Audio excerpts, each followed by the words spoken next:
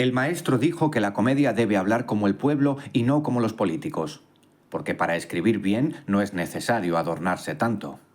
Pero, señor Lope de Vega, no puedo escribir eso. Es bastante intrincado lo que acabáis de decir y nadie lo va a entender. ¿Acaso no podréis ser más claro y específico y no adornarte tanto? ¿Es verdad? Entonces pon... Dionos ejemplo Arístides retórico porque quiere que el cómico lenguaje sea puro, claro, fácil, y aún añade que se tome del uso de la gente haciendo diferencia al que es político, porque serán entonces las dicciones espléndidas, sonoras y adornadas. No traya la escritura, ni el lenguaje ofenda con vocablos exquisitos, porque si ha de imitar a los que hablan, no ha de ser por pancallas, por metauros, hipogrifos, semones y centauros. ¿Es claro? Como el agua, maestro, como el agua. Texto, tejido, palabra, sentido, materia. Gesto, actitud, cuerpo, empatía. Contexto, conciencia, espacio y tiempo. Conciencia, espacio y tiempo. Textos, gestos y contextos. Redescubriendo el pasado para entender nuestro presente. Buenas tardes a todos y todas. Hoy es 7 de enero de 2025, son las 11:34 de la mañana y seguimos transmitiendo desde el clásico edificio de ladrillo macizo de la calle 45 en el barrio Cataluña de la localidad de Chapinero en Bogotá, Distrito Capital. Archivamos el año 2024 y ya arrancamos un nuevo año llenos de ilusiones y con toda la buena vibra para que este año sea lleno de prosperidad para todos y sobre todo deseando que no se vaya a acabar el mundo porque...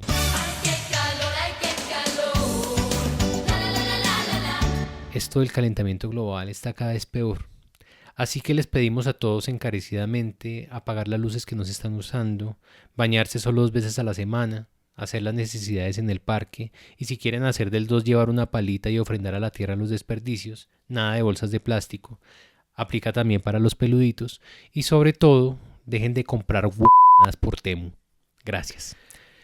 Escribir una obra de teatro no es fácil. Aunque muchos que romantizan los oficios artísticos imaginan a sus creadores como seres elevados, ingeniosos y únicos que se alimentan de prana, lejos está de ser una tarea sencilla, elegante y mucho menos refinada. No hay musas que te susurran al oído ideas increíbles, no hay velas a media luz moviéndose al ritmo de un acid jazz neoyorquino, no hay papiros repletos con las palabras que escribe una pluma de cisne que ha sido recargada copiosamente en un tintero. No hay teclas de máquina de escribir o de computador repiqueteando a una velocidad inclemente, a la velocidad de la inspiración que es más rápida que la velocidad de la luz. No hay pausas activas con eufóricos sorbos de Merlot-Chateau-Pétri para celebrar la obra maestra con la que la humanidad tendrá la bendición de deleitarse. No, aunque no faltará el que sí lo hace así. Pero pues por lo menos para mí no es, y compartiendo experiencias con otros colegas que se dedican a esto, cada vez que hablamos y estamos escribiendo una obra aparecen frases como estoy con la espalda vuelta, estoy bloqueado, no he tenido tiempo de seguir escribiendo, ya la terminé pero ahora no sé qué hacer, etcétera, etcétera, etcétera. Yo creo que a nosotros los dramaturgos nos gusta la tragedia, porque escribir es trágico. Debe enfrentarse uno a la procrastinación, al miedo de no escribir una obra maestra que vaya a partir en 2 la historia del teatro, perder el hilo, encontrarlo y redirigirlo, amar a sus personajes y luego tenerlos que matar, o tener poder de decir el destino de gente que uno no ha visto en su vida, imaginarlos, abrir el corazón, exponerse ante el otro, contar secretos íntimos, revivir traumas, reírse del mundo y de uno mismo, exponerse a decir cosas que no van a gustar, tomar riesgos de ser censurados, no escoger bien las palabras, fracasar y sobre todo cuando uno está enfermo de dramaturgia, no poder dejar de hacerlo y seguir escribiendo obra tras obra, así algunas no vean la luz, así no lleguen a los escenarios y te critiquen y llamen a la policía de la dramaturgia y sus agentes secretos para adoctrinarlo a uno sobre cómo se debe y cómo no se debe hacer este oficio. ¿Escribir teatro para qué entonces? No sé, pero creo que es necesario. Yo he querido dejarlo varias veces, pero las historias no se acaban, porque la vida continúa. Y aunque en muchas ocasiones sea un oficio mal remunerado e ingrato, la dramaturgia y sus obras son los testigos que quedan para contar esa parte que los historiadores no alcanzaron a poner en sus investigaciones y en sus libros, y nos permiten hacer radiografías de una época, de una sociedad y de unos individuos. Buenos días Manuela, buenas tardes Marina y buenas noches a todos los oyentes. Bienvenidos a este segundo capítulo de Textos, Gestos y Contextos. Veníamos de hacer un contexto de lo que era la historia, de lo que estaba pasando en el país en finales del siglo XIX y comienzos del siglo XX. Y hoy vamos a empezar a hablar más concretamente de teatro. Y vamos a empezar por los dramaturgos. Marina, hablemos de dramaturgos. Sí, Juli, hablemos de dramaturgos, pero quisiera recordar un poco lo que habíamos dejado antes en relación con géneros. Aquí volvemos con la palabra. Habíamos introducido algo que no es tan frecuente, un género que no es en la actualidad frecuente, como es la revista, que ya hablamos de ella. Más o menos. Más o menos. Falta redondearla. Sí. Aquí voy a introducir también algo que se llama juguete cómico, que son géneros breves realmente. Sí, el juguete cómico es un género. Un género breve, o sea, una comedia breve. Cortito. Cortito, sí, para espacios familiares también, para el teatro, pero si tengo un género breve en el teatro, pues tengo que meter 2 géneros breves para una noche de espectáculo. Pero muchos de estos géneros realmente son inventivas de los dramaturgos, ya que vamos a hablar de ellos. Ponen unos títulos y unos subtítulos de acuerdo con su propia creatividad. No son canónicos, se autodefinen. Se autodefinen. Sí, eso pasa mucho. Es la creatividad propia de cada uno. Entonces los subtítulos son muy ingeniosos.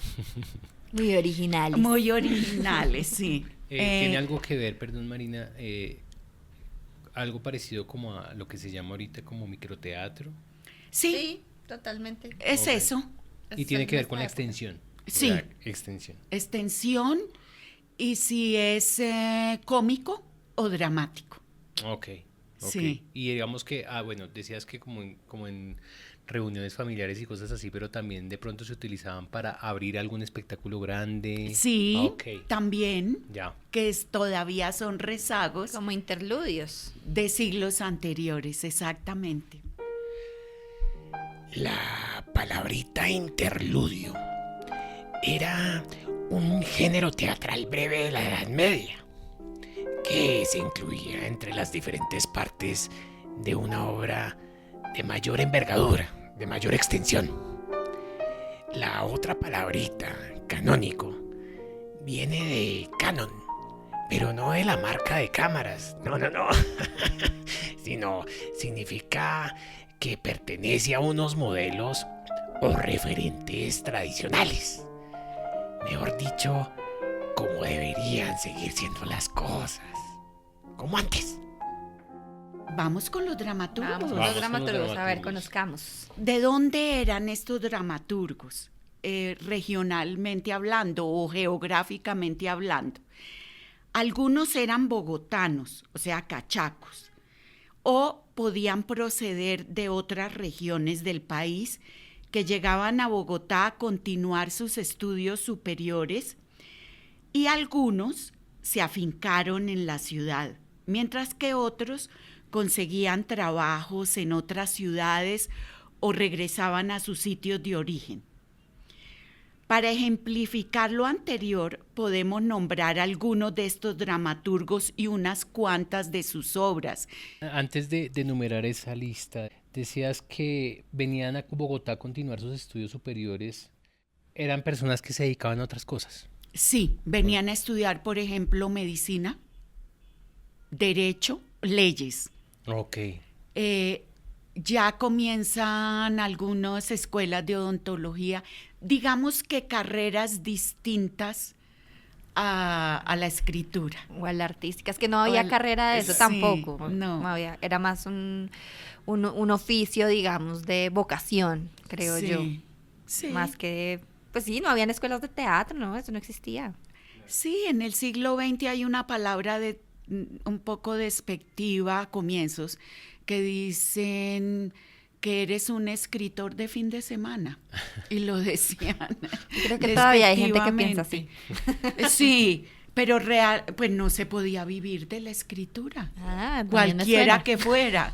Entonces había que trabajar en otros oficios. Muchos de ellos también se dedicaban a la agricultura. Bonito. Bueno, la historia de muchos grandes Sí. dramaturgos también Sí. en nuestro canon Bueno, universal. entonces, vamos a recordar a José Manuel Lleras. ¿Se acuerdan? En la temporada pasada ya habíamos nombrado varios Lleras, intelectuales, políticos. Es una familia de gente de teatro, hasta cierto momento. O sea, él viene de ese linaje. Viene de ese linaje, sí. José Manuel Lleras dejó escrita una zarzuela titulada La guarda del campamento y el juguete cómico El espíritu del siglo. La revista más conocida de finales del siglo fue una titulada Santa Fe de Bogotá, escrita por Eduardo Echeverría, estrenada en el Teatro Municipal en junio de 1899 por la compañía Zimmerman. Perdón, ahí se nota muy bien la relación entre un dramaturgo nacional y una compañía extranjera llevándolo a ese trabajo, a la puesta en escena. Sí, La compañía Zimmerman era extranjera. sí, pero te aseguro que muchos de sus miembros eran colombianos. Ok, pero ¿de dónde decía ser? Este suena como alemán o como suizo, ¿no? ¿No les parece ese Sí, no apellido? sé. Sí, pero era italiana. Ah, era Ok, italiano. Vale. ok. Sí. Y aquí pues Marina nombra el Teatro Municipal, que es diferente al Teatro de Cristóbal Colón o Teatro Colón como lo conocemos ahora. ¿Este sería el Jorge Eliezer Gaitán? Sí, el antiguo. Y el Teatro Municipal, siempre con Manuela, basándonos en términos históricos, decimos, porque así es, el Municipal siempre estuvo del lado de los dramaturgos colombianos, ¿sí? Cumplió como un papel importante para el desarrollo de la dramaturgia colombiana. O pónganle nacional o lo que sea. O nuestros dramaturgos, como decimos ahora. Digamos, y estos dos teatros, o sea, tenían como algo parecido a lo que pueden llegar a tener ahora que, digamos, uno responde más al gobierno y otro más al gobierno local, por decirlo de alguna manera. O sea, Sí. el municipal a Bogotá y el Colón al Estado. Exactamente. Ok. Esa es la definición. Ok. O sea, se sigue Sí. manteniendo un poco hasta ahora, ¿no? Sí, Ya. es igual. Bueno, en esta revista, que es muy simpática, no porque yo la haya visto, no tengo tantos años, sino por los comentarios de prensa, dicen que el escritor se refería a los emboladores bogotanos, a la novedad de la luz eléctrica que se apagaba continuamente, el acueducto bogotano que siempre estaba sediento, un poco como hoy que estamos Uy, hoy está sedientos de agua. Está re seco.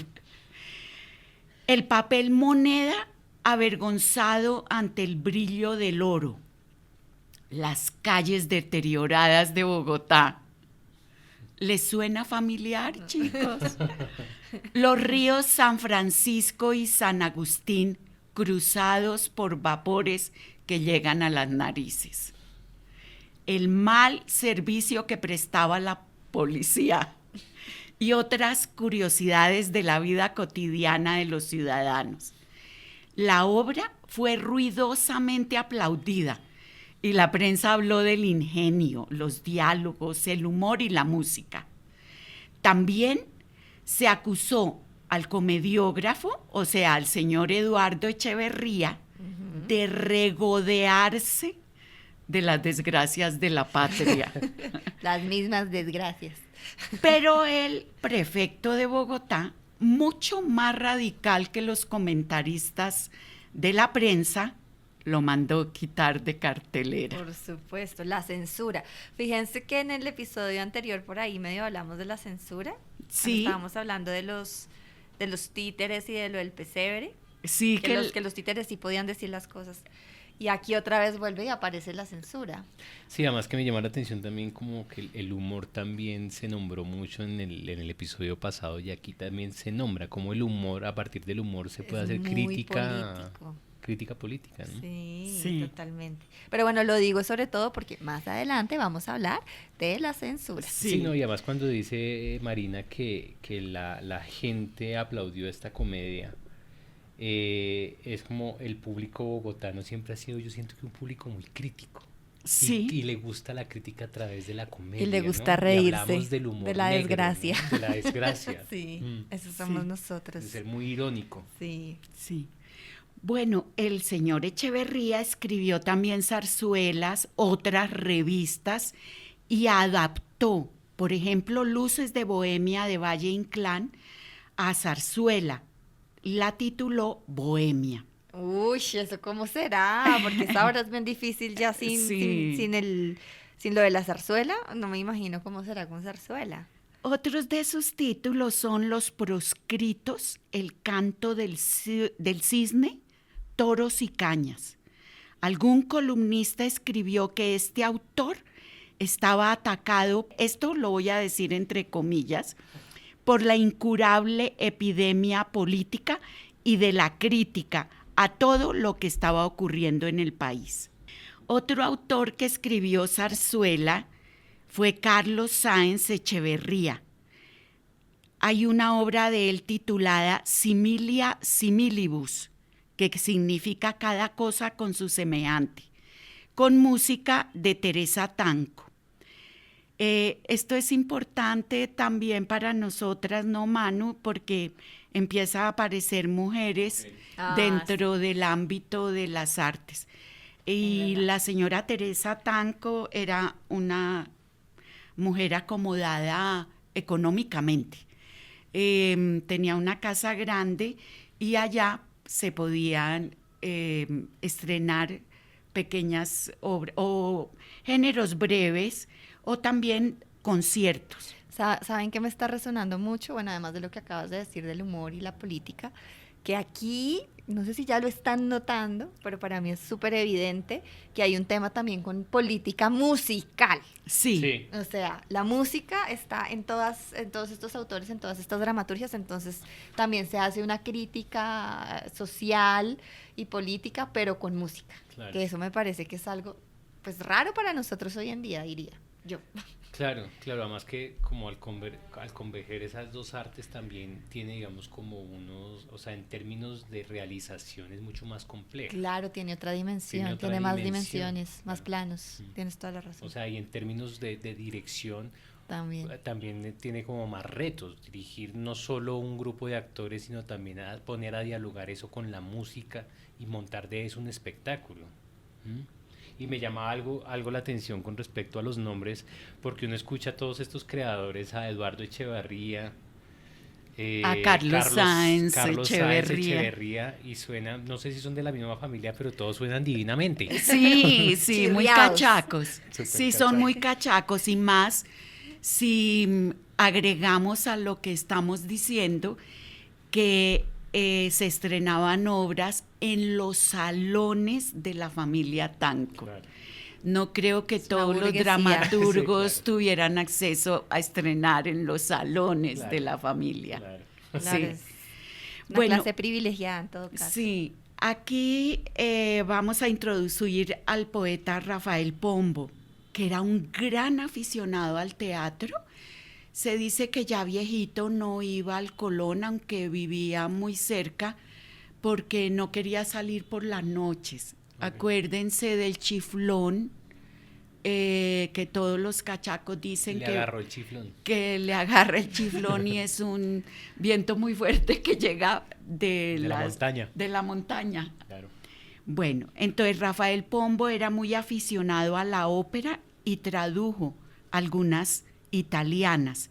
A su vez escribió Esther, ópera bíblica en 3 actos, con música del maestro José María Ponce de León. Y al año siguiente escribió Florinda o la Eva del Imperio Godo Español. Está navegando en muchos referentes bíblicos. Sí. La primera composición musical del maestro Ponce de León fue la música para la comedia Un alcalde a la antigua y 2 primos a la moderna, del dramaturgo y comediógrafo José María Samper. Ay, mira, yo no sabía eso. Sí. Ahora que lo dices, no Y tenía que ni creo idea que eso lo nombramos en más la adelante. temporada, y en la temporada anterior atrás, sí, me hablamos equivoqué. de esa obra. Es verdad. Sí, es hablamos de esa obra porque además José María Samper es uno de nuestros héroes del teatro en el siglo XIX. Sí. Y el maestro Ponce de León subtituló Ópera bufa en 2 actos. Fue estrenada por una agrupación de aficionados de la cual formaban parte cantantes bogotanos. Ahora vamos a hablar de Candelario Obeso, un importantísimo poeta de ascendencia afroafricana. En 1880 publicó Secundino el Zapatero. Obeso había nacido en Monpós, un hogar humilde, y llegó a Bogotá en 1866 a continuar sus estudios con una beca en un colegio que había fundado el general Mosquera. Además de poeta y comediógrafo, Obeso tradujo Otelo de Shakespeare. Lástima que no mantengamos estas ¿No hay traducciones. ¿Y hay registro de esa traducción que él hizo? Solo el registro de que él De que lo hizo. de que lo hizo. pero no la traducción. Igual que algunos otros que tradujeron también a Shakespeare antes que Obeso, no exactamente esta obra, que eran artesanos. Entonces, lástima que esa tradición de traducciones no la tengamos porque no existen en el papel. Se perdieron. Marina, y este Candelario, eso es como de los primeros poeta y comediógrafo de afrodescendiente Sí. del que se tiene registro, porque también eso no es muy común. O sea, No. como hablábamos de las mujeres y su participación, también yo creo que en las artes nacionales también Son pocos los referentes afrodescendientes, ¿no? Sí, y la poesía de él es muy bella, además porque mantiene el ritmo en las poesías, el ritmo de su cultura y la forma de pronunciar las palabras. No son las palabras del interior del país, sino las de su propia cultura. Es muy, muy linda esa poesía. Canción del boga ausente. Qué triste que está la noche, qué triste está. No hay en el cielo una estrella, remá, remá. La negra del alma mía, mientras yo brego en la mar, bañado en sudor por ella, ¿qué hará? ¿Qué hará? Tal vez por su sambo amado, doliente suspirará, o tal vez ni me recuerda, llorá, llorá. Las hembras son como todo lo de esta tierra desgraciada. Con arte se saca el pez del mar, del mar. Con arte se ablanda el hierro, se doma la mapaná. Constantes y firmes las penas, no hay más, no hay más. Qué oscura que está la noche, qué oscura está. Así de oscura es la ausencia. Bogá, bogá. La palabra boga es una palabra que tiene diferentes significados. Digamos que usted está muerto de sed y pues quiere tomar agua. Y entonces se boga el agua porque está, mejor dicho, seco. Pero acá también la palabrita tiene otro significado. Y es una palabra que viene desde el siglo XVII para referirse al hombre indígena o afrodescendiente que conduce una embarcación pequeña, o como se dice en el Pacífico, una champa, en la que se transportan pasajeros, cargas, pero además mensajes y noticias, buenas o malas, chismes, para las poblaciones que se encuentran a la vera del río. Pero en el caso específico del poema del señor Obeso, tan bellamente interpretado por la señorita Lilian, hace el acento en la última sílaba, boga, y se refiere a la acción de remar que hace el boga, nombrado anteriormente, en su champa.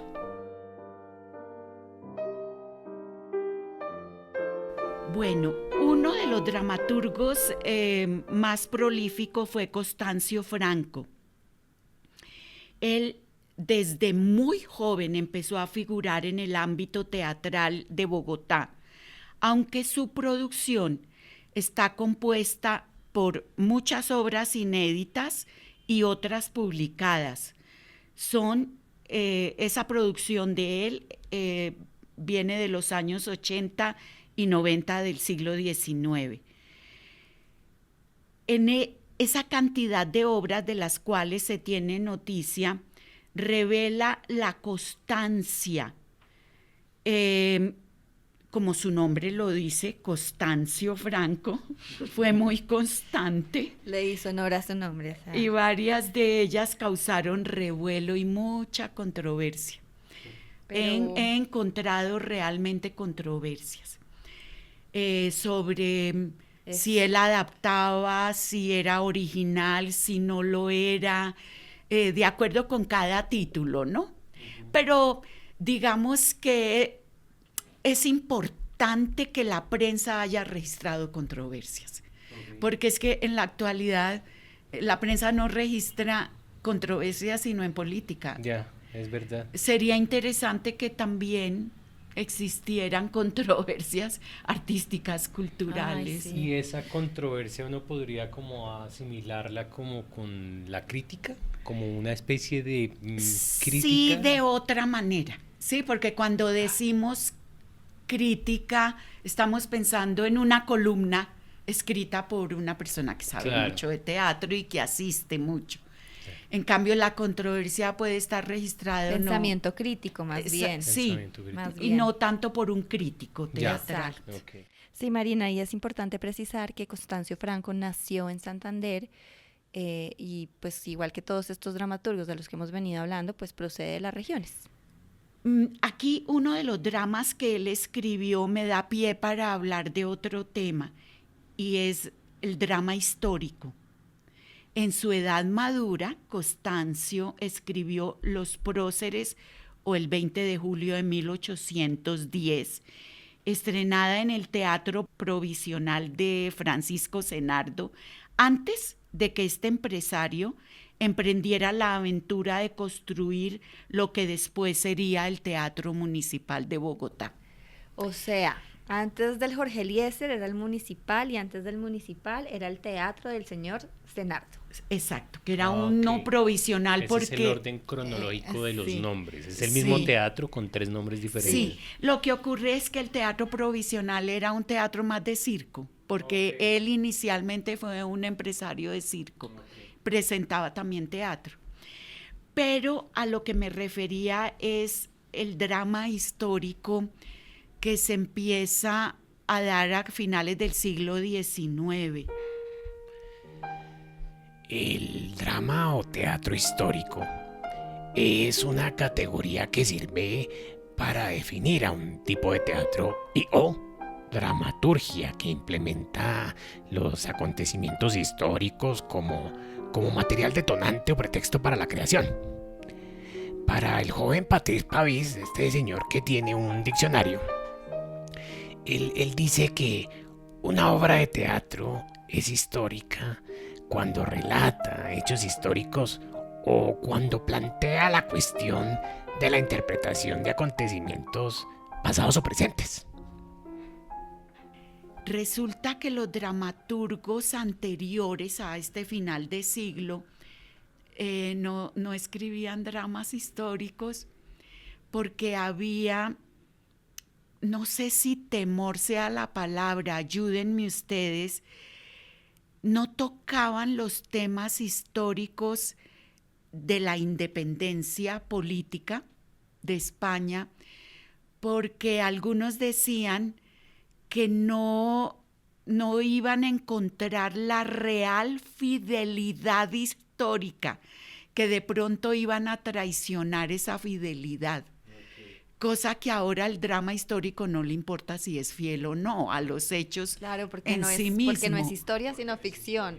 Pero los dramaturgos del 19 sí. Por eso algunos escribían más sobre la Edad Media, los románticos, por ejemplo, que era una época que no nos correspondía a nosotros, sino a los europeos. Y algún otro dramaturgo decía que no le interesaba escribir drama histórico porque posiblemente todavía algunos héroes estaban vivos y lo iban a refutar diciendo así no ocurrió. Claro. O sea, estamos en el ámbito no de la verosimilitud, sino de la realidad de los hechos.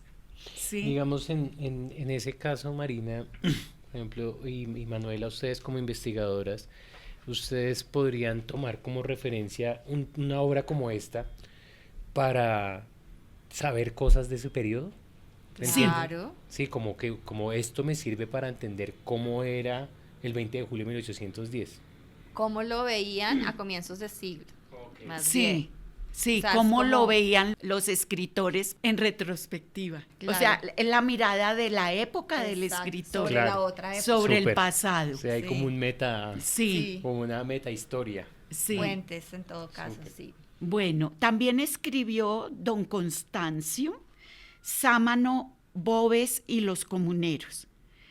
Y como está en una época en que empieza a aparecer el drama naturalista, habló sobre asuntos familiares y sobre el matrimonio, pero no sobre el amor en el matrimonio, sino la situación de la mujer dentro del matrimonio. Ejemplo es el título El paraíso perdido, calificado por algunos críticos de obra insoportable. Okay. Le fue bien. Es un teatro que presagia el llamado teatro burgués de comienzos del siglo XX. Voy a dar otros nombres de títulos de obras de Constancio. Los hijos del presupuesto, El parricidio, sobre los vicios de algunos individuos de la sociedad como el demonio alcohol. La quiero leer. El tema del alcohol, yo creo que dentro de la dramaturgia nacional va como hasta los años 40. Sí. Tremendo tema. Sí. Para estos temas, últimos no históricos, él utiliza la estructura dramática llamada neorromanticismo o naturalismo. Bueno, y ya cerrando mis intervenciones, que yo creo que para más de uno serán un poquito hartas, pero es que es necesario entender el lenguaje, saber de él. Entonces hablemos de dos últimas cositas nombradas por la señorita Marina, y es el neorromanticismo y el naturalismo. Estos son movimientos artísticos literarios de finales del siglo XIX y comienzos del XX.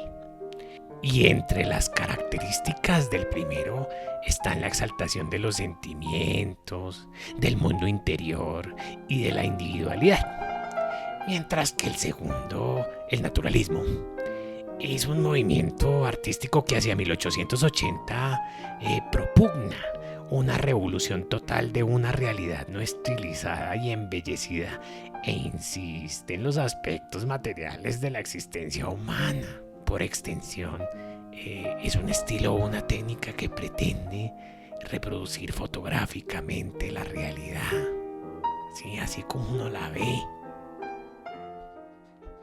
Un dramaturgo muy importante es Carlos Arturo Torres. Su obra Lope de Aguirre fue representada algunas veces entre 1891 y 1895. Esta obra la montó también el Teatro Libre de Bogotá. No sufras, Padre mío, por ese amor tan fuerte que no perdiste nunca. Yo un solo padre tengo que solo amor me ha dado y así lo retribuyo. Un padre que reúne la madre que murió y hermanos que no tuve. Eres tú mi familia, el centro de mi mundo. Si faltas se desquicia entero el universo. Todo puede borrarse, el mar, el sol, la luna, los montes y las selvas. Nada de eso me importa si tú ya no me quieres. ¿Y me pides perdón? ¿Pero es que puede acaso la tierra perdonar al mar porque se agita? ¿Debe pedir perdón el fértil suelo? ¿El árbol? ¿El árbol a la fruta? ¿La fruta a la semilla? Disipada la bruma que extravió nuestro afecto, regreso a ti confiada como el barco perdido se enrumba hacia su puerto. ¿Y debe acaso el puerto pedir perdón al barco por lo que quiso el cielo? Lo que acabamos de escuchar es un fragmento de la obra Lope de Aguirre de Carlos Arturo Torres en la versión del Teatro Libre adaptado por Jorge Plata. Bueno, Marina, sigamos enumerando autores. Federico Rivas Frade, que pudo estrenar 2 de sus obras en el mismo año 92. Estos títulos son Entre el cielo y la tierra y Más allá. Emilio Antonio Escobar. Estos Escobar eran padre e hijo, muy interesante. En el 1884 estrenó Justicia o Fatalidad. Otros autores también se destacaron. Algunas de sus obras se estrenaron, pero no fueron publicadas. Y otros más que fueron publicados, pero no las pudieron ver en escena. Tenemos al señor Adolfo León Gómez, un dramaturgo muy interesante dentro de la historia. Y hablaremos de él en el próximo episodio. Sí. Y Jacinto Albarracín. También hablaremos de él. Sí. Más adelante. Que nos gusta mucho, Manu. A ti y a mí, el señor Jacinto Albarracín. Nos cae bien. Nos cae bien. ¿Hay como un florecimiento de dramaturgos en esa época? Sí, se dan numéricamente más. Ok. Sí, ¿Y a si hay eso. alguna razón que se sepa de por qué este fenómeno de que aparezcan tantos dramaturgos? Es que lo pienso con el momento presente. Yo siento que hay una gran cantidad de dramaturgos ahora, pues, O de gente interesada en escribir en teatro. escribir teatro. Sí, sí. Claro, no tanto como ahora, evidentemente, pues porque el número poblacional no daba para números mayores, ¿no? Pero sí, ahora que lo dices, sería interesante que nuestros otros yos, Manu, O sea, mis el yoes. tuyo más el mío, nuestras múltiples Marinas y sería Manuelas. interesante poder desarrollar esa pregunta tuya, Julián. También me hiciste pensar en que igual las personas que se dedican pues a la escritura en particular tienen una enorme necesidad de expresar su subjetividad de alguna manera. Entonces también hay una gente que siempre va a tener como esa intuición o esa necesidad y por ahí se van. Hay otros a los que no les interesa, pero hay muchos a los que sí necesitan esa conversación con sus yoes de distintas maneras Sí. y explorando pues la alteridad, ¿no? El convertirse en otro y bueno. También eran hombres muy cultos, literariamente hablando, y el teatro Claro. estaba incluido Es un arte culto. dentro de Siempre la lo ha sido. literatura y la cultura en general. y seguramente con tantas guerras, tantas confrontaciones, censura, sentían que el teatro o por el teatro se podía canalizar lo que Manuela dice de su propia subjetividad y expresión, ¿no? Sí, sí, sí, el poder que tiene la ficción, ¿no? De poder Sí. como relatar lo que de pronto un personaje puede decir lo que un autor no. O un títere Exactamente. puede decir lo que el titiritero no, ¿no? Y en tiempos convulsos, pues, digamos, este tipo de herramientas pueden ser como caminos para poder expresar, si no sé, una sociedad que se quiere expresar de cierta manera, ¿no? Bueno, aunque se seguía cuestionando el papel del Teatro Colón a comienzos de ese siglo XX, parecía que en la práctica quedaba establecido que el teatro más propicio para la dramaturgia de los nacionales, o sea, de nuestros dramaturgos, era el teatro municipal y otros teatrillos del país. Y, por lo que se ha visto hasta ahora, representar a una nación o el espíritu de una nación pareciera imposible, más aún en un país tan diverso como este. Así que cada grupo de intelectuales, de artistas, de dramaturgos, en singular o en plural, como quieran, interpretaban este concepto en una línea distinta hasta que finalmente en la actualidad se ha diluido o perdido. Sí, que era lo que comentábamos hace Exacto. en el capítulo primero, ¿no? Exacto, exacto. Mm. Y de todas maneras, yo siento, no sé si quedó, bueno, voy a subrayar algo que también quedó en el episodio pasado, y es que yo creo que uno piensa más en lo nacional cuando está fuera de Colombia que cuando está dentro. Como si tuviera mejor perspectiva de eso, Sí, ¿no? como que Desde- tú te das cuenta de, Entre hay más algo lejos que estoy, mejor lo veo. Sí, no, pero mira que hablando del libro de las imágenes de toma posición, habla mucho de eso, de esa perspectiva de que cuando tú te distancias de las cosas, las ves con mucha más claridad, a propósito del señor Brecht. Pero bueno, cierro paréntesis.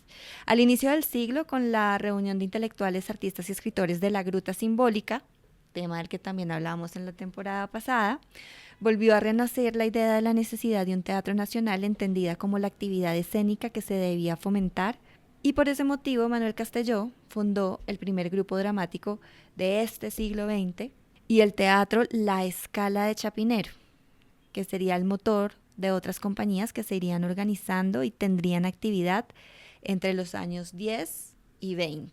Sí, cuando yo veía esto de la escala de Chapinero, significa que había un espacio en Chapinero o se veían en Chapinero o quedaban en algún lugar.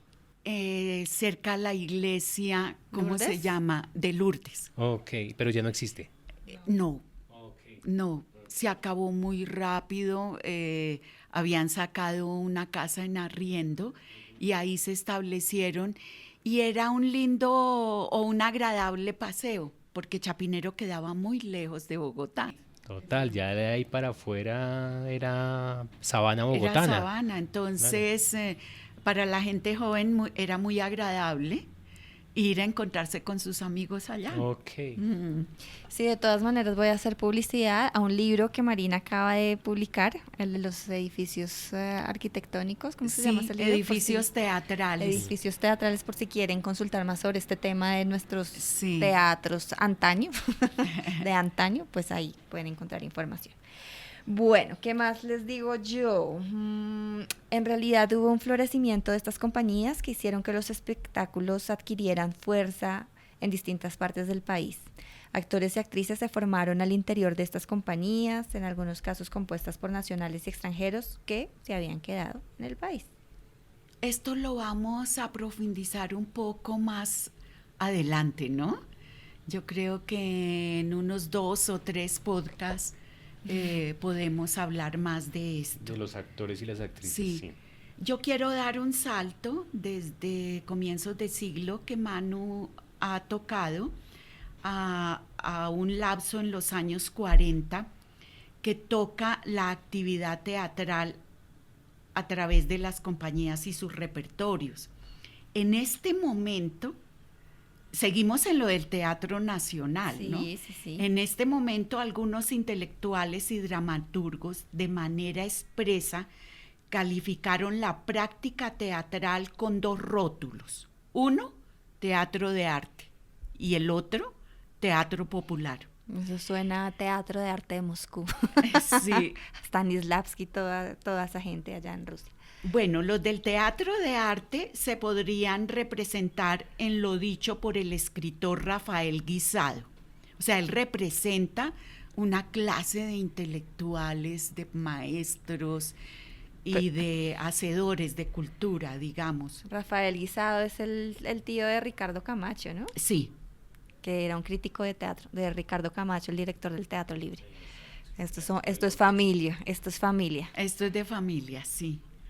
Rafael Guisado calificó su época de caótica en el sentido de que si se quería caracterizar el teatro del país como un movimiento, cada compañía, actor o dramaturgo debían exponer al público sus premisas artísticas y sus influencias culturales. Mejor dicho, hay que hacer un decreto antes de Sí. mostrar la obra. Yo soy, No. yo creo, yo Muy pertenezco. cultos, o sea, Ok. bueno, más que cultos, perdón, no sería la palabra, sino ilustrados. Claro. Ilustradas. Total. Manifestación Librescos, no lo digo en sentido peyorativo, pero de su manifiesto artístico Sí. antes de la obra.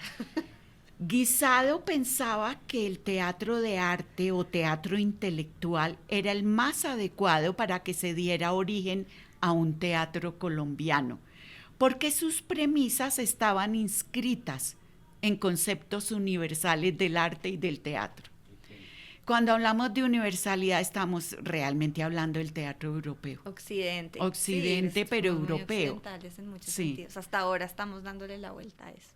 Por otra parte, los rotulados como hacedores de teatro popular rechazaban estos conceptos de Guisado por el prurito de universalidad que acabamos de comentar y por la sencilla razón de que ellos estaban construyendo un teatro nacional también. También, claro. con toda la Por razón. sus temas, personajes y por la forma como se relacionaban con el público.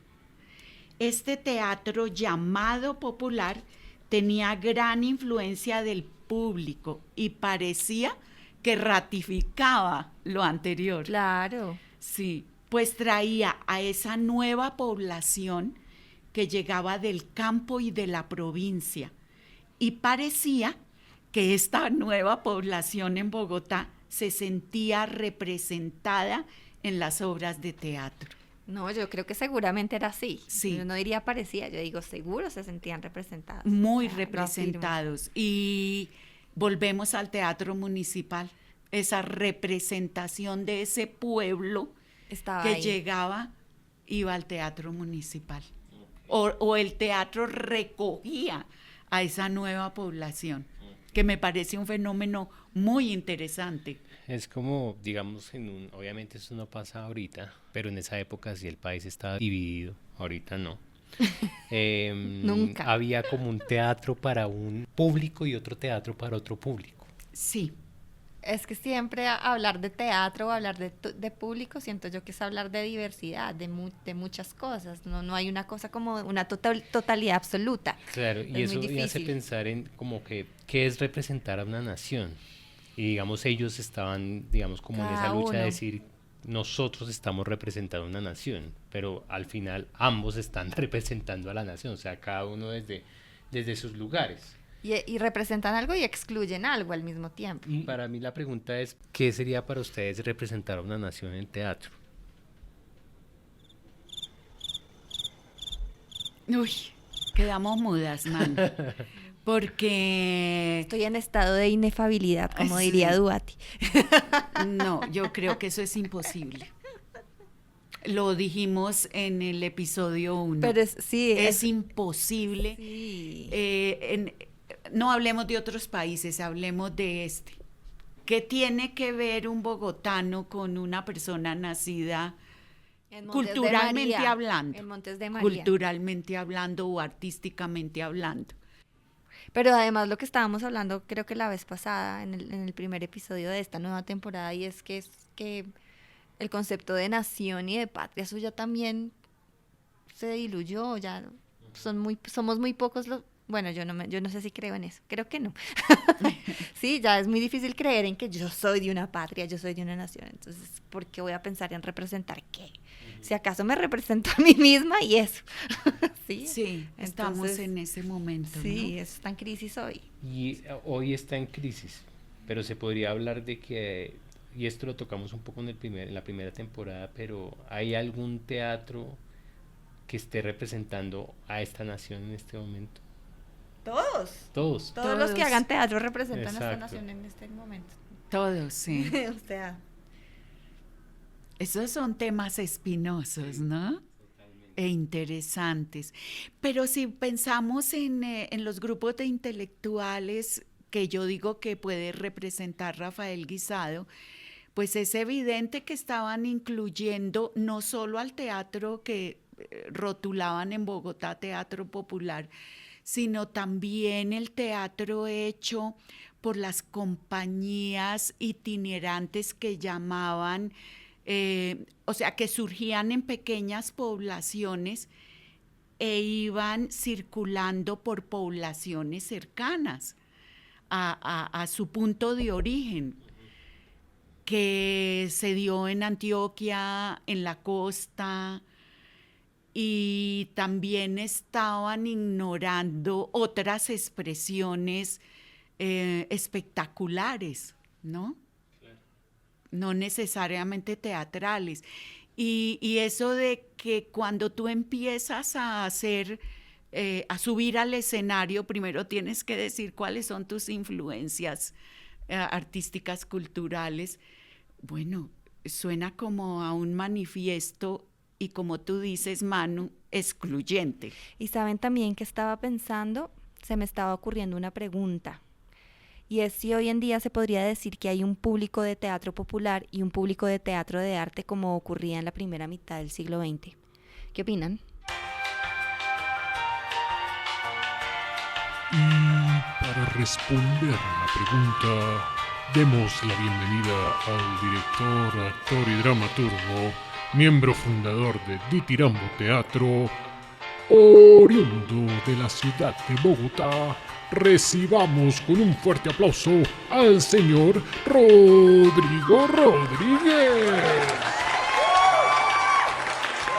Para contestar esta pregunta que amplía las posibilidades de conceptos, tendríamos que entrar a definir primero qué es teatro popular y qué es teatro de arte, si hablamos de espectáculos profesionales o no, si hablamos desde el punto de vista de la percepción del espectador, si hablamos desde el punto de vista de la periodicidad en que los espectadores ven obras. ¿Cómo se entiende el teatro popular? Estamos hablando de costumbrismo, de teatro unívoco, y el teatro de arte, de algo más complejo. Son dos épocas absolutamente distintas, el periodo del 900 al 950 y el tipo de público con el reloj biológico que existe hoy para las artes en el momento del auge de la inteligencia artificial y de la cantidad de posibilidades y de oferta escénica que tienen las personas. Entonces es una pregunta que abre muchísimas puertas y es complejo contestarla por eso. Y lo mismo en principio, cómo es la visión que uno tiene sobre el espectador y el público. En lo particular, yo considero el público como la masa que va por publicidad y en donde es más la cobertura que se da al asistir a una obra. En cambio, el espectador es la persona que es creadora cuando va al teatro, cuando va a imaginar. Eso hace una diferencia grandísima. Y uno lucha toda la vida por tener espectadores ideales. Entonces eso hace la diferencia. Ahora, mi perspectiva del teatro popular mestizo y analógico considera lo popular con un nivel de poética y de tradición intrínseca que implica que tiene una diferencia con lo que normalmente se llama populachero, que podría ser es algo absolutamente superficial y que tiene más un fin comercial. Ahora, que si hay público, claro que hay público para lo que es más artístico, enigmático, performático, y también para algo que va de lo unívoco a lo equívoco. Y lo unívoco decimos desde el stand-up comedy o el teatro ligero de vodevil o comercial con fines simplemente de diversión, de distracción, o un teatro más comprometido con la creación, la experimentación. Entonces, en ese caso, hay público para todos los géneros que existen, pero implica esto muchísima más tiempo para exponer cada uno de esos públicos.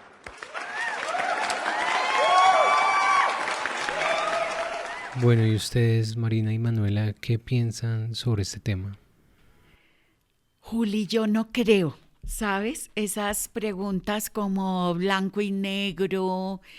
En este momento, yo creo que sí habría que hablar más bien de públicos. Y si nos adentramos en ese plural, yo creo que saldrían muchos más públicos para diferentes teatros o diferentes teatros para cada nicho de público. Yo no creo que tengamos esos conceptos binarios. Ahora es mucho más plural o más rico. Dejémoslo en plural. Dejémoslo en plural. ¿Y tú, Manu? ¿Qué piensas de esto, de los públicos? No, es que me estaba acordando también que cuando Piscator empieza a diseñar toda esta idea de su teatro político, él Sí, también danos dice, un contextico chiquito de esa persona que acabas de nombrar para la audiencia. Erwin Piscator, el padre del teatro político, el papá del señor Brecht. Ok. Y también debido a él es que hoy se habla de teatro político, pero creo que la historia nos demuestra que antes de que Piscator desarrolle toda esta línea de pensamiento y toda esta estética, igual ya había un teatro político como lo que vamos a ver en esta temporada, lo que estamos viendo en esta temporada. Pero lo que iba a decir es que cuando él está armando su teatro político y revolucionario, que bebe de la ideología marxista claramente declarado, abiertamente declarado, él dice que el público ya no es un público popular, sino que de ahora en adelante hay que hablar es de un público de la clase obrera. Entonces él cambia la etiqueta.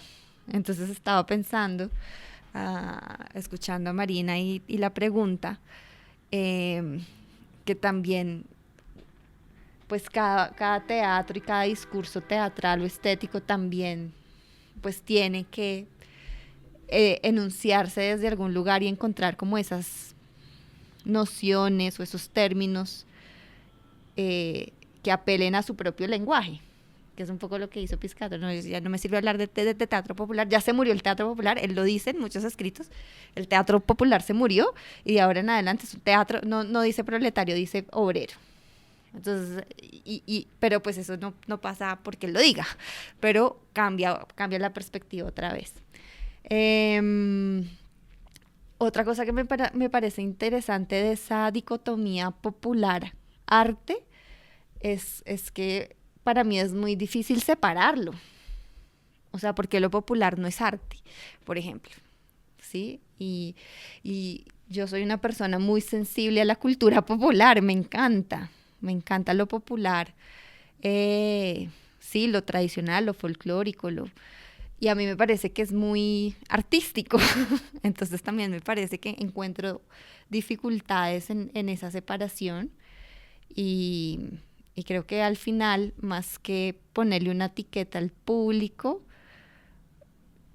como que a mí lo que me parece importante es intentar hablar con otros, con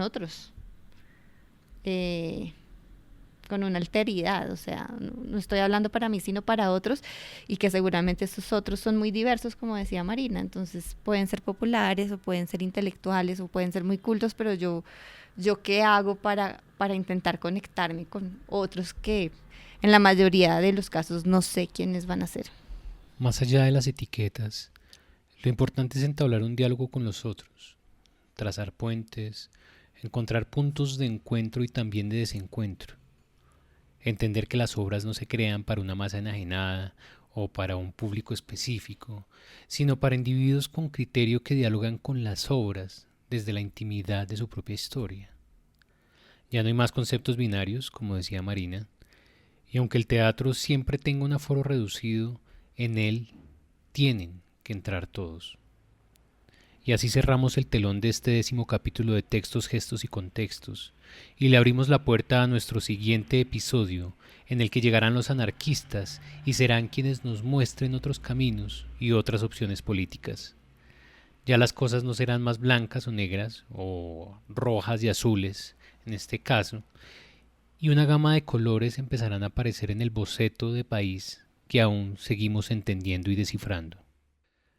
Queremos agradecerle al actor español Alberto Gómez Taboada por haber interpretado a Lope de Vega y a la poetisa colombiana radicada en España Lilian Payares, quien nos recitó el poema Canción del Boga Ausente del maestro Candelario Obeso.